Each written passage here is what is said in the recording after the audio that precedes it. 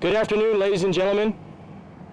General and Mrs. Dickinson, Lieutenant General and Mrs. Karbler, General Officers, and distinguished guests. Welcome to the unfurling of the United States Army Space and Missile Defense Command colors.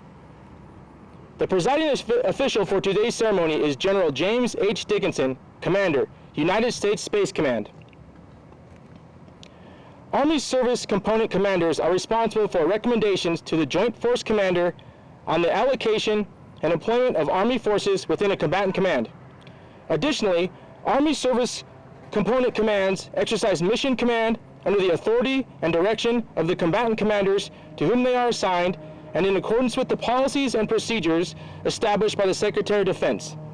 Today, United States Army Space and Missile Defense Command expands its Army Service Component Command responsibilities to a second combatant command, United States Space Command.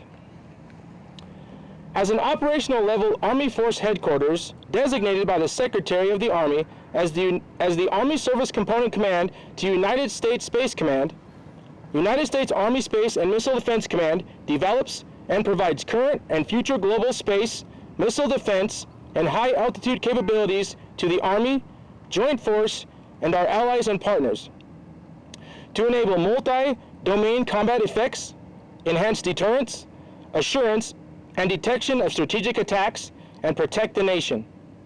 The United States Army Space and Missile Defense Command organizes, trains, equips, and presents units and capabilities to United States Space Command to conduct missile warning, space control, force tracking, and satellite communications support. Command Sergeant Major Dotson will now present the colors to General Dickinson and Lieutenant General Karbler.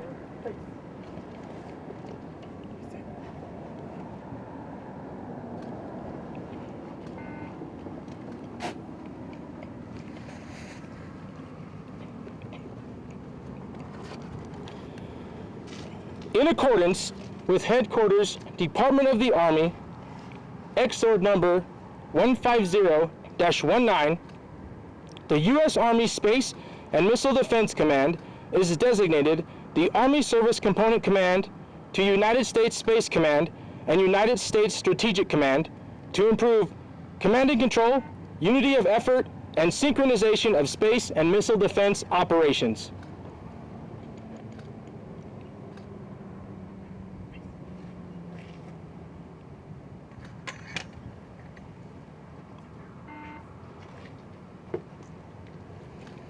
It is my distinct honor to introduce General James Dickinson, Commander, United States Space Command.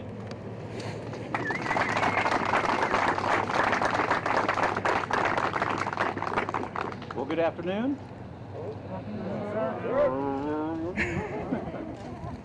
All right, thanks for everybody for being here today, and really it's an honor for me to get this opportunity to unfurl, uncase the colors.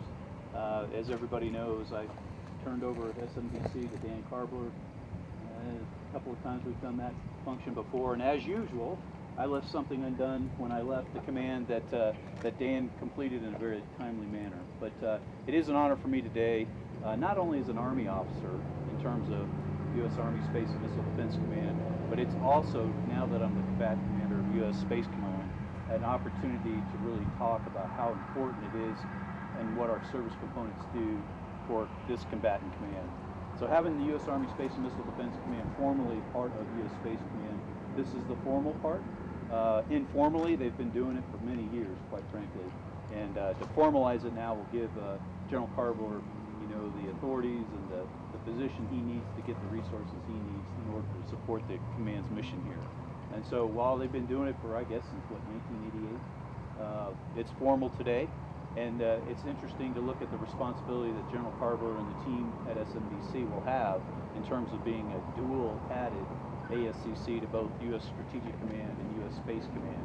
And in my mind, that is actually a great integration opportunity for some of our very important mission areas between STRATCOM and U.S. Space Command. So to be able to have one talented organization and leader with Dan Karbler and his team, really at my fingertips to help me do my mission. I know if Admiral Richard were here today, he would say the same thing on behalf of U.S. STRATCOM.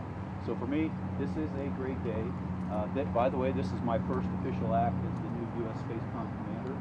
to be able to come out here today at Schriever Air Force Base and be able to present, or have General Karbler present his command to U.S. Space Command. So I couldn't be prouder today, both as a joint warfighter in space as well as an Army soldier. So again, thanks for coming out today and congratulations. Oh.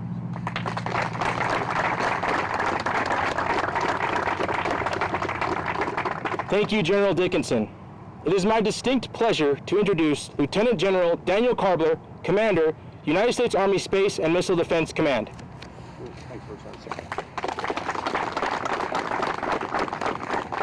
sir, thanks very much for making this your first official act. Maybe your second official act will be firing me then as the commander after That's later. But yeah, so we have been doing this for a very long time. 1988, the first evolution of Space Command. We stood up our space within Space and Missile Defense Command, and for 32 years we've been providing soldiers, units, equipment, capabilities to the Army and to the Joint Warfighter. So today, what we're doing, we have 1st Space Brigade, we have the Satellite Operations Brigade. We talked a lot about them this morning. They're working for John Shaw. It just shows that great the joint team that we have. But we also have the Tech Center at SMDC doing all sorts of research and development work to get us to the future. We have the S&D Center of Excellence, which is doing all of our capability development work so that we're trained and ready to present you those forces. You mentioned it, but I will tell you, SMDC is, we talk about securing the high ground, but we occupy some pretty key terrain when it comes to what I like to call the integration nexus of 3 very important strategic missions. So we're the ASCC to Space Command for the space mission. We're the ASCC to Strategic Command for strategic deterrence. And we're also the supporting command for NORTHCOM for our Homeland Missile Defense mission. So that integration nexus really allows me to be able to provide what I think is good advice, good recommendations, and good information to all the combat commands that we serve, again, because of that integration, that area that we occupy.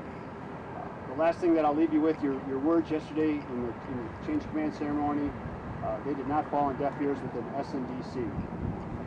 First, you talked about deter, and if deterrence fail, we must win.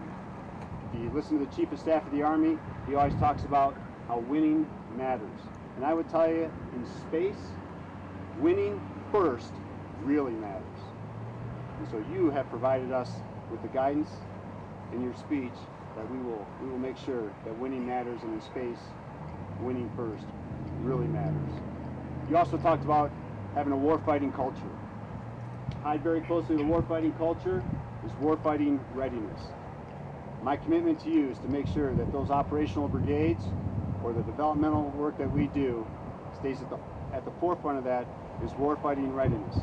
And as we look down the road and we look at the potential for transfer of Army forces, potentially into the Space Force, we have to make sure that that's a conditions-based transfer, and that when we do that, it's done with meticulous analysis, because my commitment to you is to make sure that we retain that warfighting readiness. When I talk about conditions-based, right at the top of that conditions-based is to make sure that we do not lose the warfighting readiness with any kind of transfer decision. So you have that commitment for me, sir.